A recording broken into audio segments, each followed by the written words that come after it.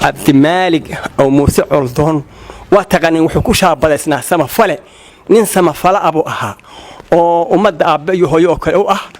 wuxuu lagu yaqaanay inuu yahay samafale ninka samafale markuu yahay wuxuu ka mudan yahay bulshadiisa uu ku dhex nool yahay inay ixtiraamaan karaamadiisa iyo sharaftiisa iyo noloshiisa inay ixtiraamo ayuu mudan yahay isaguna wuxuu mudan yahay inuu samafalnimadiisa uu ku shaqayn jiray si ay tahay uu ugu samafalo mujtamac uu ku nool yahay isagoo aan cabdimaalig oo muuse coldoon haba yaraatee ka gelin waddanka Soomaaliland waxa la yiraahdo dembi qaran waxyeelin dembi ka gelin ayaa waxa lagu xiray wax dulmi ah ayaa lagu xiray arintaasuna waxay ku tahay magaca Soomaaliyeed ama magaca Soomaaliland ama dawladda islaamka ah oo dhanba ee ahlu tawxiidka ah waxay ku tahay dib ay ku tahay iyadoo lagu eedeeyay arin diin ah oo ka hadlay diin ayuu ka hadlay oo arintaas kuma wanaagsan dhaqan xumada wadanka ka jirta sheekh Abdul Malik waa nin muwaadin ah oo Somaliland waliba qof kasto muwaadinina xaquuq iyo waajib labadaas u leeyahay حقوق بوليه ودين لا احترام ودنكيسو نبدغليه iyo amaan iyo xuquuqdiisa ku helaa ayuu leeyahay waajib buu hado waxa la wixii wadanka dhibaato u keenaya qof kasto inaga mid yahay rag iyo dumar waa inuu meeshiisa ka awdo marka muwaadinkaas wuu hadlay wuxuuna ka hadlay wax marka uu arkayo munkar uu arkayay waana waajib in la baaro wixii munkar maaragtay ummadda wax yeelaya in la baaro laga hadlo dadkana kama afdheereen inta waa la hadlayo ummadda oo dhamay wax walba way ku hadlaysay marka wadaadkan waxaad moodaa in si gaar ah loo bar tilmaamsan dhowr goor baa la xiray waliba si fool xuno ma garanaysaa aad moodaa argagax leh oo heelkiisi loo dadka dilay qaatilka ah dadkeeda loo ogolaado la ogaado waxay ku sameeyeen la ogaado laakiin maxaan ku rahay wadaadka kan runtii waa arin naxdin leh oo muruga leh marka madaxweynaha ummadda Soomaaliland madaxweyne waxaan leenahay ummadda dhan baad mas'uul u ka tahay waan la weydiinayaa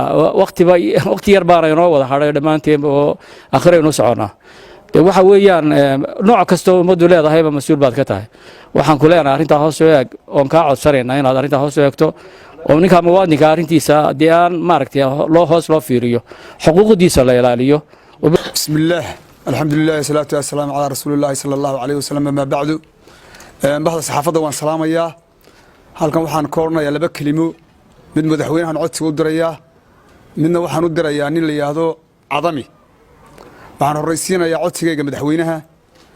mudane madaxweyne arrinkan cabdimaalig muuse coldoon sida la og yahay cabdimaalig muuse coldoon waa nin samafala ah waa nin culimo ah waa nin wariye ah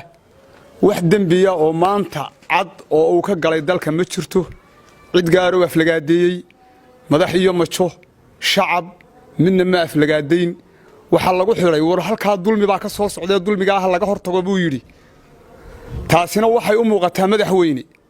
wadadii siyaad barre qaaday baad qaadaysaa mar haddaad mas'ala diiniyo oo lagu dhawaaqo aad ka hor timaado raadkii siyaad barre qaaday baad qaaday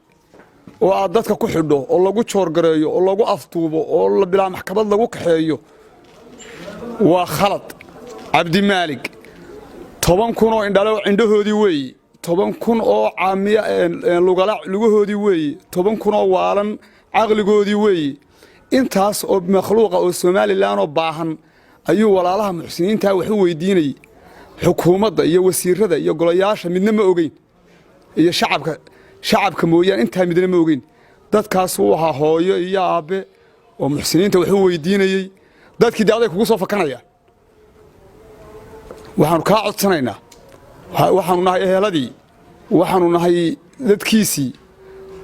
wuxuu la darsay xabsi waxay la tahay inta aad joogtay waa markii labaad ee la xiro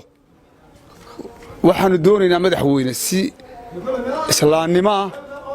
sharaftiisa iyo taadaba inaad dhowrto inaad sii dayso ayaanu ka codsanaynaa mar labaad iyo mar saddexaad baanu ka codsanaynaa iskuulka abaarsana ma aha waa iskuul Soomaaliland iskuul reer leeyahay ma aha Soomaaliland hadduu xumaadana Soomaaliland ka xumaado hadduu wanaagsanaadana Soomaaliland buu wanaagsan yahay waxaan ka codsanaynaa madaxweyne ninka inaad xorriyadiisa si haddii alla ka dhigo aad u soo celiso halkaasaan ku dhaafayaa madaxweynaha waxaan u gudbayaa ninka la yidhahdo cadamiyow 1986 waxaan joogay Hargeysa heeryada aadaan iska rogan qamaan haanta lagu saaray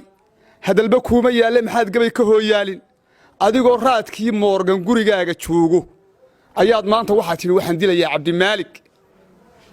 maxaad u dili weyday waadigii xasiigta ku cunayay harta shiikha caruurihii Morgan baa gurigaaga jooga Cabdimaalik hadii la dilo haduu dhinto dhereg ninka u horeeya la dilaya waa adiga waa cadami ku bushaarayso madaxweynahana waxaad ka dhigtay nin turabiliisan oo qabaliyista aad ka dhigtay waayo xaq bugumaad lahayn in madaxweynaha ta gudub hadasho iskuulkana kaliya ma lihid mar labaad baan ku sheegayaa Cabdimaalik haduu u dhinto dhereg anigu ehelkiisii baan ahay haduu Cabdimaalik dhereg u dhinto ninka loo dilaya waa adiga waa mid waxa tiri dhaqan xumo iyo caar baa wax la yeelay wasiirkaagii barwaaqo hablaha garxajis wuxuu yiri waa dhilooyin hablaha suweer awal Cabdimaalik waxba kama sheegin kuwa xabuusheed wax kama sheegin kuwa habar yuunis wax kama sheegin afkaaga iyo dhagahaagu waana ismaqlayn waana xishoonayn waxaan kuugu darayaa waxa tiri dadka Cabdimaalik u hadlay waa reer koonfur war ma garxajis iyo xabuush baa noqday reer koonfur oo adaa Somaliland noqday saaq dhaba ma adaa noqday adigana intaas ayaa ka filan halkan maqsadka laga leeyay madaxweyne adigoo salaaman waa laga hadlay odayaashiga horeeya ka hadlay maqsadku waxa weeye Cabdimaalik xarigiisa weeye xariga Cabdimaalik marka laga hadlayo waa cadaalad weeyaan waxa meesha laga hadlay cadaalad baa laga hadlay cadaalad hal hel madaxweyne cadaalad hadii la waayo madaxweynena ma jirayo xukuumadina ma jirayso dadweynena ma jirayo waxaan ku leenahay madaxweyne madaxii ugu sareeyay dalka ayaa tahay cadaaladda ilaaliyo cadaaladda ilaali baan ku leenahay madaxweyne laakiin adiga madax waxaan ku leenahay soo daa ninka Cabdimaalik dadka kumayaalka ee uu qaraabay Ilaahay diray kuwad ka mas'uulka tahay weeye Ilaahay ka xisaabtamay doban qiyaamaha kuwii ka furtay meeshoodii bay caawa ay fadhiyaan waxaan ku leenahay xil buu kaaga gudbanay soo daa madaxweyne anagoo eheladii Cabdimaalik halkan waxaanu fariin uga direynaa madaxweynaha jamhuuriyadda Soomaaliland madaxweyne Muuse Biixi Cabdi madaxweyne markii hore waxaanu ka codsanaynaa Cabdimaalik xornimadiisa in loo soo celiyo waxaanu ku dooranay dalka iyo dadka iyo diinta Cabdimaalik wuxuu ka hadlay mas'ala diiniya qaraxna ma xambaarsanayn qorina ma sidan xukuumadii Soomaaliland kala dambeeyeen way bartilmaamsadeen sidaa darteed waxaanu ku leenahay madaxweyne Cabdimaalik xornimadiisa loo soo celiyo waa codsi madaxweyne xaflagaadii ay kala ku dari maayo inta markaa aan ku dhaafo codsiga madaxweynaha isagana cadama aan kalmad kooban ka iraahdo cadama waxaan leeyahay dalku Hargeysa maaha ragna adiga kaliya maaha maalina maanta qura maaha haddii suxufigeennii samafalii dhabta ahaa uu sabablii ku xidhan yahay weliba jeelku way iska sahalo rag baa loo sameeyey si kalena loo xidhay bal maxaa sugaysaa qaladaad la sameeyey hadduu ka saqsaqay xumaan hadduu wadna salama yeeshay diinteenniyoo la suushay gaalnimo loo sacabtumaayo hadduu ka saqsaqay xumaan safraaca muxuu waayay saraakiil baa la xidhay suldaamo dhaqan baa la xidhay qaar kaloo sumcad baa la xidhay biqayri sabab baa la xidhay cidina waxba may samayn